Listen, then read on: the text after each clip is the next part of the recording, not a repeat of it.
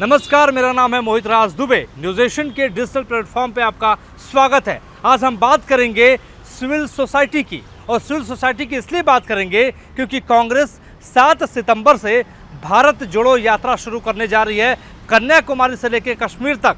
और इसमें civil society के सदस्यों की बड़ी भूमिका नजर आने वाली है। सिविल सोसाइटी वो जिन्होंने 2014 के वक्त में करप्शन के खिलाफ, भ्रष्टाचार के खिलाफ, कांग्रेस के खिलाफ मुहिम चलाई थी। अन्ना हजारे, योगेंद्र यादव, रामदेव जैसे बड़े बड़े सरीखे इसमें दिखाई दे रहे थे। लेकिन अब राहुल गांधी ने करीब 150 सदस्यों के साथ दिल्ली के कॉन्स्टिट्यूशन क्लब में बैठक की, और ये बैठक सुबह 10 बजे से लेकर शाम को 4:30 बजे तक चली है। 2:30 बजे के आसपास राहुल गांधी आए थे, लेकिन उससे पहले सिविल सदस्यों ने आपस में ग्रुप डिस्कशन किया कि क्या राहुल गांधी के साथ यानी कांग्रेस के साथ आज के वक्त में शामिल होना चाहिए कि नहीं होना चाहिए।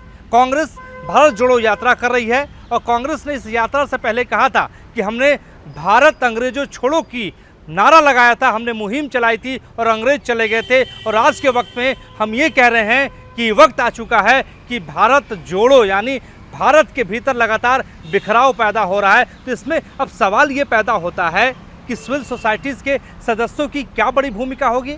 तो निश्चित तौर पे बड़ी भूमिका हो सकती है, लेकिन बड़ी भूमिका तब होगी जब इनके पीछे कैडर खड़ा होगा। लेकिन आज के वक्त में जिस रूप में कैडर सिविल सोसाइटीज़ के सदस्यों के पीछे खड़ा होना चाहिए, उस रूप में दिखाई नहीं दे रहा है। देश के 8 जाने माने सिविल सोसाइटीज़ के यानी बुद्धिजीवी, लेखक, साहित्यकार इस बैठक में शामिल हुए थे। योगेंद्र यादव शामिल हुए थे, अरुणा राय शामिल हुई थी, पीबी राजगोपाल शामिल हुए थे, और शहीदा हमीद शामिल हुई थी जो कभी योजना आयोग की सदस्य हुआ करती थी। सोनिया गांधी की बेहद करीबी ये लोग हैं। लेकिन ये भी याद करना होगा कि 2014 के वक्त में इन ज़्यादातर जो 150 सदस्य आए थे दिल्ली में, ज़्यादातर लोगों ने कांग्रेस का विरोध किया था। राहुल गांधी ने, आपको बता दें कि जो हमको सूत्रों के हवाले से खबर मिली कि राहुल गांधी ने बैठक के दौरान कहा कि मैं अकेले चलने को तैयार हूं, अगर आप साथ आएंगे तो हमें मजबूती मिलेगी। आज ये वक्त आ चुका है कि आइए आरएसएस के खिलाफ लड़ाई लड़िए। लेकिन राहुल गांधी ने एक सीधे तौर पर और बात कही कि सिविल सोसाइटी के साथ कांग्रेस के जो संबंध रहे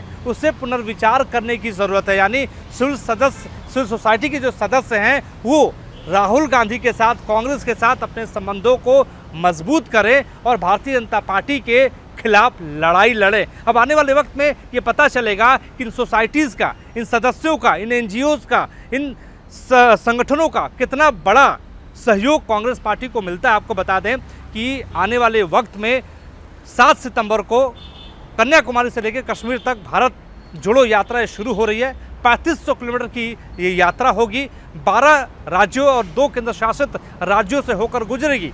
राहुल गांधी अलग अलग ब्लॉक में जाएंगे, लोगों से मुलाकात करेंगे। और कांग्रेस का कहना है, खासतौर पे सिविल सोसाइटीज़ के बैठक में कांग्रेस ने कहा कि हमारी यात्रा के पीछे 3 प्रमुख कारण हैं और 3 प्रमुख स्तंभ हैं। पहला सामाजिक स्तंभ, दूसरा राजनीतिक स्तंभ और तीसरा आर्थिक स्तंभ। यानी तीनों स्तंभों को समायोजित करके हम इस यात्रा को चला रहे हैं, और महंगाई सबसे बड़ा मुद्दा होगा। सवाल अब ये उठता है कि जिसके पास कैडर अब नहीं बचा है, यानी सिविल सोसाइटीज़ के पास 2014 के पहले कैडर हुआ करता था, लेकिन जिस रूप में आज के वक्त में कैडर होना चाहिए उस रूप में कैडर उनके पास है नहीं। तो ये सहयोग किस तरीके से कांग्रेस क्या करेंगे, राहुल गांधी क्या करेंगे, क्या इनके सहयोग भर से राहुल गांधी की यात्रा सफल हो जाएगी, एक बड़ा सवाल है। लेकिन कुल मिलाकर सिविल सोसाइटीज़ का सहयोग लेने के लिए राहुल गांधी ने माथापच्ची दिल्ली में तो कर ली है, लेकिन इसका कितना फ़ायदा आने वाले वक्त में मिलेगा। और ये भी कहा जा रहा है कि राहुल गांधी की कोशिश है कि क्योंकि जिस तरीके से 2014 में कांग्रेस के खिलाफ एक माहौल बनाने का काम इन सिविल सोसाइटीज़ के सदस्यों ने किया था, अब वही माहौल 2022 यानी 2024 में नरेंद्र मोदी सरकार यानी भारतीय जनता पार्टी की सरकार के खिलाफ ये सिविल सोसाइटीज़ के लोग खड़ा करें। तो ऐसे में 2024 एक टारगेट है राहुल गांधी का, और 2024 के पहले इस यात्रा का शुरुआत भी ये माना जा रहा है कि राहुल गांधी चाहते हैं कि इस यात्रा के माध्यम से कन्याकुमारी से लेकर कश्मीर तक के लोगों को जुड़ा जाए, लोगों से जुड़ा जाए, कार्यकर्ताओं से जुड़ा जाए और कांग्रेस की पथरीली ज़मीन को मजबूत किया जाए। लेकिन ये वक्त बताएगा कि कांग्रेस की इस यात्रा के बाद कांग्रेस को कितना फ़ायदा होता है सियासी रूप में और आने वाले वक्त में चुनाव में कितना नफ़ा और कितना नुकसान होता है। लेकिन हाँ, हम ये कह सकते हैं कि सिविल सोसाइटीज़ की एक बड़ी भूमिका आने वाले वक्त में राहुल गांधी की इस भारत जोड़ो यात्रा में दिखाई देगी। आज के लिए बस इतना ही। हमारे सहयोगी अभिजीत कुमार के साथ मोहित राज दुबे, न्यूज़ 18 दिल्ली।